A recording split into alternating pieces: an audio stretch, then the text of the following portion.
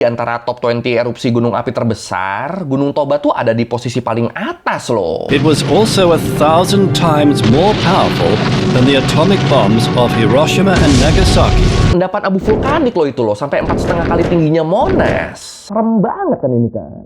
Gua mau bahas gunung meletus lagi, yang kali ini sampai jadi salah satu bencana terbesar yang pernah dialami sama umat manusia. Bencana yang sama para ilmuwan dipercaya sempat mengancam manusia menuju kepunahan loh.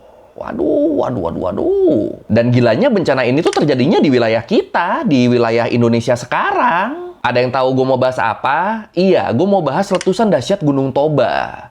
Gunung yang letusannya tuh menghasilkan Danau Toba, salah satu danau vulkanik terbesar di dunia. Tapi emang sengeri apa sih letusan Gunung Toba ini dan seserem apa dampaknya ke dunia? Ya udah kalau gitu, ayo langsung aja kita bahas ngerinya bencana letusan Gunung Toba di Learning by Googling. Ya, kayak yang kita tahu, Indonesia tuh kan emang punya banyak banget gunung api aktif ya, yang beberapa di antaranya tuh pernah ngalamin erupsi yang gede banget. Contoh yang gede banget tuh erupsi Gunung Tambora, yang jadi letusan terbesar yang pernah tercatat dalam sejarah. Atau contoh lainnya tuh erupsi Gunung Krakatau, yang udah pernah kita bahas sebelumnya, yang suara letusannya tuh jadi suara letusan terbesar yang pernah terdengar sama manusia. Nah, dua itu aja kan udah gila banget ya. Tapi ternyata letusan-letusan ini tuh nggak ada apa-apanya kalau dibandingin sama letusan Gunung Toba, yang dipercaya jadi letusan terbesar yang pernah dilihat sama manusia. Nah, ini biar jelas, manusia di sini tuh maksudnya tuh manusia kita ya, Homo sapiens. Ya, walaupun kemungkinan manusia purba juga ada. Kayak Neanderthal sama Denisova tuh itu kemungkinan juga masih ada waktu itu. Nah, kalau menurut Smithsonian Institution Global Volcanism Program disebut selama zaman Quarter, Gunung Toba tuh meletus sebanyak 4 kali. Dan letusan terakhirnya tuh terjadi sekitar 74.000 tahun yang lalu. Dan letusan terakhirnya ini juga yang jadi letusan terbesar di bumi selama seenggaknya 2,5 juta tahun terakhir. Gila, nggak kebayang ya. Letusan terbesar di bumi selama 2,5 juta tahun terakhir tuh ternyata adanya di wilayah Indonesia loh. Malah kalau menurut Forbes lebih parah lagi. Kalau menurut mereka, erupsi Gunung Toba tuh jadi letusan terbesar selama 28 juta tahun terakhir. Ini nggak kebayang kayak apa letusannya ya. The explosive force of the Toba supervolcano was 100 times more powerful than that of the Tambora volcano in 1815. It was also 1,000 times more powerful than the atomic bombs of Hiroshima and Nagasaki, which ended the Second World War. Nah, Gunung Toba sendiri, dia nih adalah salah satu dari 20 supervolcano yang diketahui. Supervolcano tuh apa?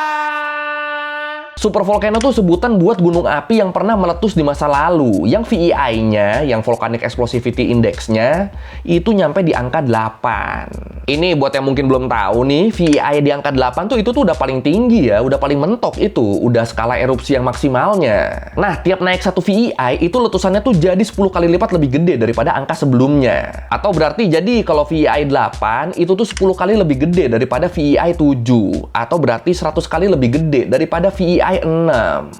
Atau ya berarti 1000 kali lebih gede daripada VEI 5. Ya pokoknya tiap naik satu tuh dikali 10 lah. Atau yang berarti letusan-letusan supervolcano tuh itu tuh 10 kali lebih besar daripada letusan Gunung Krakatau tahun 1883. Yang VEI-nya kalau Krakatau tuh cuma di angka 6. Ini gila kan? Yang 6 aja kan udah kacau kan bumi kan? Gimana yang 8 coba? Dan di antara 20 supervolcano yang diketahui, di antara top 20 erupsi gunung api terbesar, Gunung Toba tuh ada di posisi paling atas loh. Ada di rank 1 doi.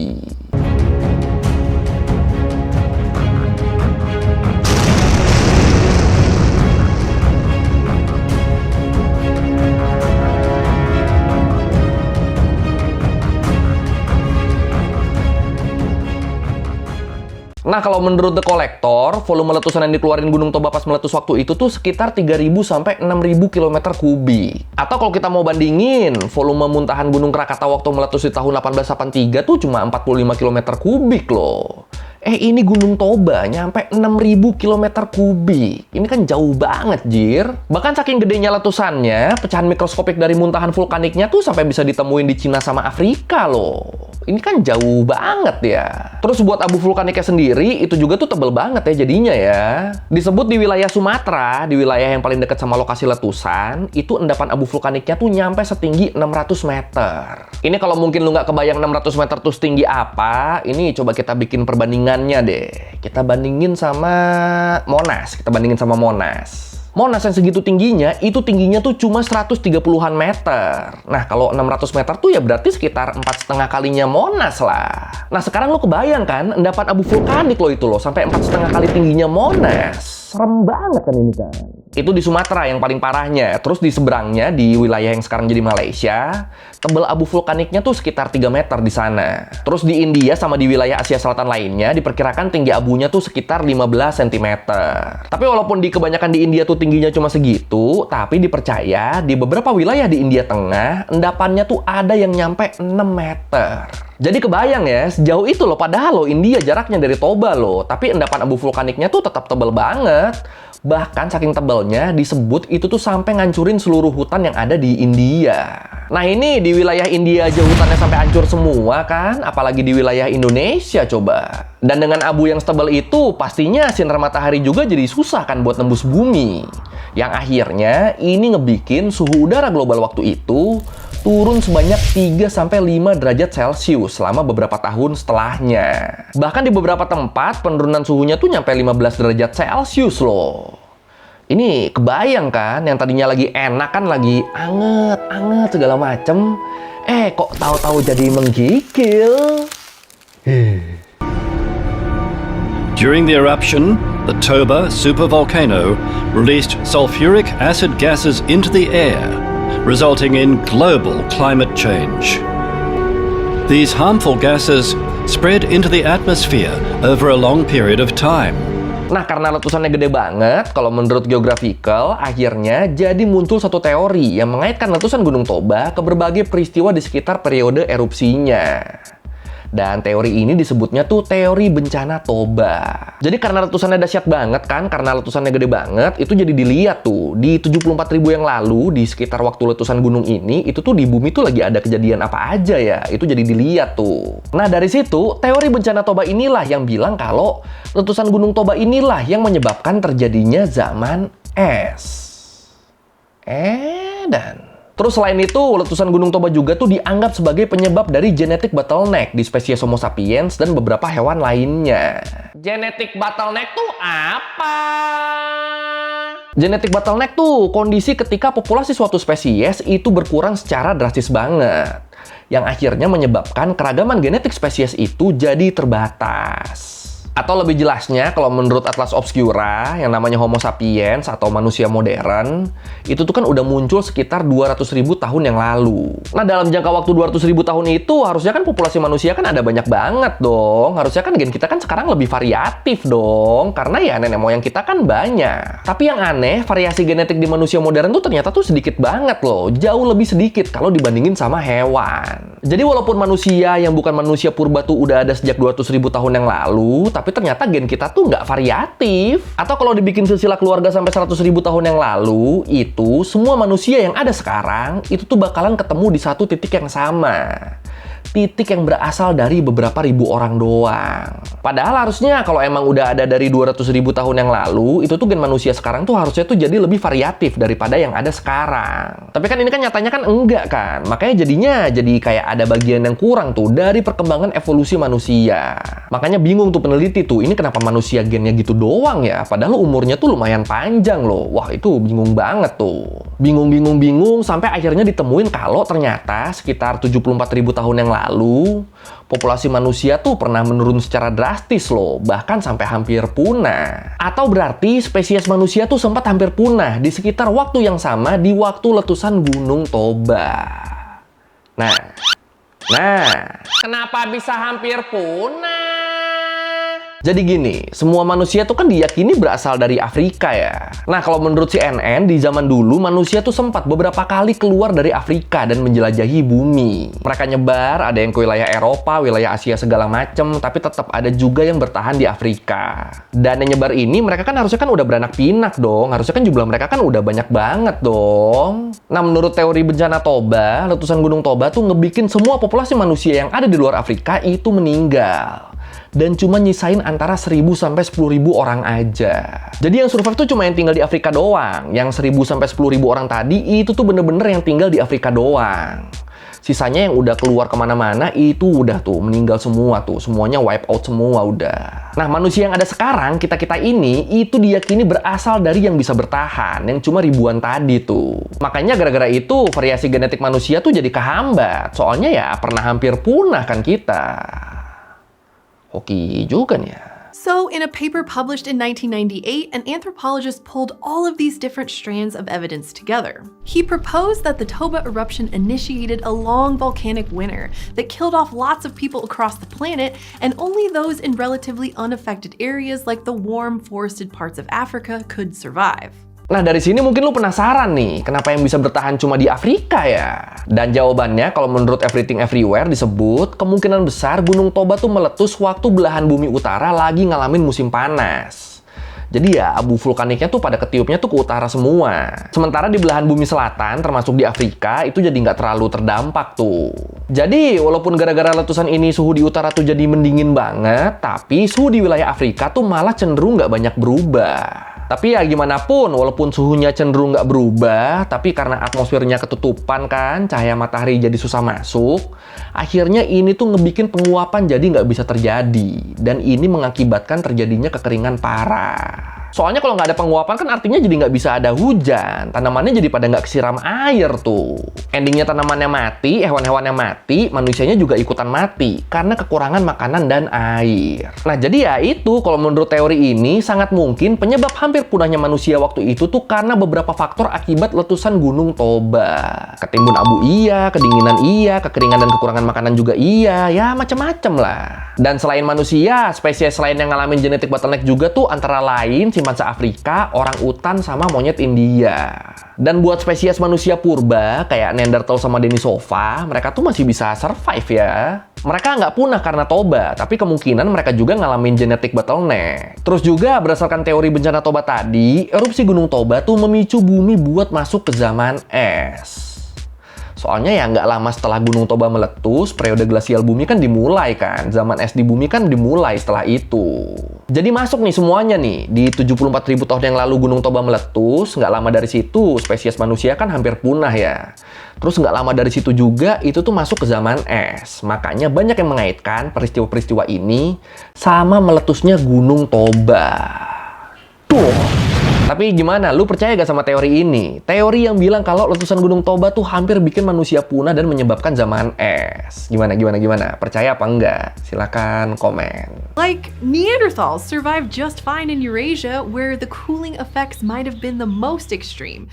They didn't disappear until around 40,000 years ago. Nah, tapi terus kalau menurut The Conversation, walaupun selama beberapa dekade teori bencana Toba ini sangat diyakini dan dipegang sama para ilmuwan, tapi baru-baru ini ditemuin update kalau ternyata dampak dari letusan Toba tuh ternyata sebenarnya nggak segede itu.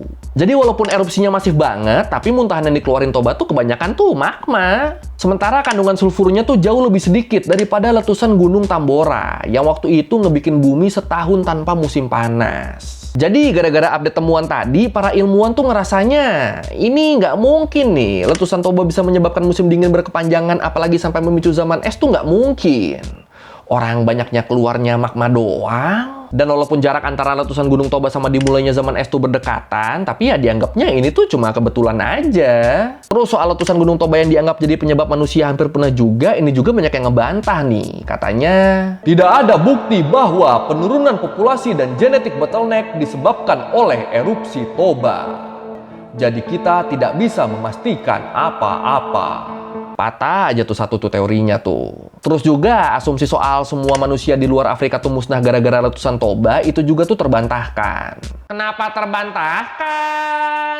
Soalnya belum lama ini di India ditemuin sisa-sisa peradaban primitif yang usianya tuh ada di sekitar waktu letusan Toba. Dan lokasinya dia tuh ada di sekitar lembah Jureru. Nah, dari temuan ini diperkirakan karena mata air yang ada di situ tuh melimpah banget, jadinya manusia yang ada di sana waktu itu mereka tuh bisa survive dari kekeringan. Dan kemungkinan banyak juga survivor yang migrasi ke sana dari beberapa tempat di sekitarnya. Soalnya ya tempat itu emang dianggap aman buat jadi tempat tinggal. Jadi coret juga tuh teori yang bilang kalau manusia yang bisa bertahan waktu itu cuma yang ada di Afrika. Ya, soalnya ya ini dari temuan terbaru ini ketahuan kalau di India juga ternyata ada yang bisa bertahan waktu itu.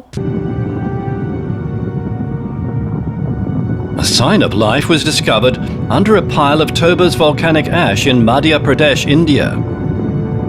It showed how humans could survive after the eruption 74,000 years ago. Jadi ya, daripada disebut sebagai pembawa malapetaka, banyak ilmuwan yang nyebut kalau letusan Toba tuh justru ngebikin manusia jadi berinovasi, justru ngebikin manusia jadi lebih maju. Kayak contohnya, kalau menurut University of Texas News, di wilayah yang sekarang jadi Ethiopia, di sana tuh ditemuin artefak mirip mata panah dari batu gitu. Dan ini jadi artefak zaman batu tertua yang pernah ditemuin, yang umurnya tuh sekitar 74.000 tahun. Pas lagi nih umurnya nih. Dan diyakini mata panah ini tuh digunainnya tuh buat nangkap ikan. Ya soalnya waktu itu setelah kekeringan panjang, banyak banget tuh kan hewan sama tumbuhan yang mati. Jadi ya mau nggak mau manusia waktu itu ya mereka harus nyari sumber makanan lain. Dan ya udah, mulailah mereka dari situ nyoba buat nangkap ikan. Dan di sisi lain, kekeringan ini juga tuh ngebikin sungai-sungai tuh jadi pada surut, sungai-sungai tuh jadi pada dangkal. Dan ini memudahkan mereka buat nyari ikan. Terus selain itu ditemuin juga kalau setelah letusan Gunung Toba, konsumsi ikan di sana tuh meningkat sampai 4 kali lipat. Sedangkan konsumsi hewan daratnya itu berkurang drastis. Jadi ya berasa banget tuh ya peralihan sumber pangannya ya. Dan akhirnya biar nangkep ikannya lebih efisien, manusia waktu itu mereka tuh pada ngebikin alat-alat dari batu. Dan salah satunya ya mata panah ini. Jadi ya itu, kalau menurut beberapa ilmuwan, letusan Gunung Toba tuh malah ngedorong manusia buat nyiptain alat-alat. Malah ngedorong manusia buat berinovasi, buat selangkah lebih maju.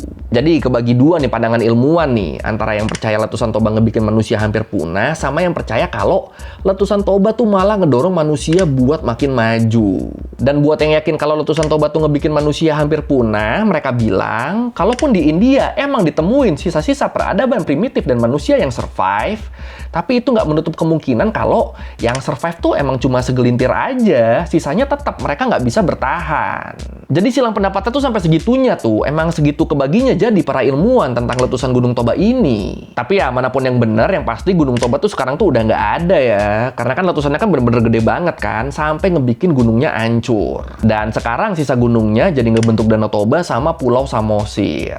Dan Danau Toba sendiri, dia juga jadi danau vulkanik terbesar di dunia. Tapi kalau lu lebih percaya yang mana nih? Yang hampir punah apa yang enggak? Silakan komen. At this point, most of the researchers agree that we can't blame the bottleneck on the volcano. What we can say for sure is that some humans lived through that particular apocalypse, and we're here today thanks to their survival.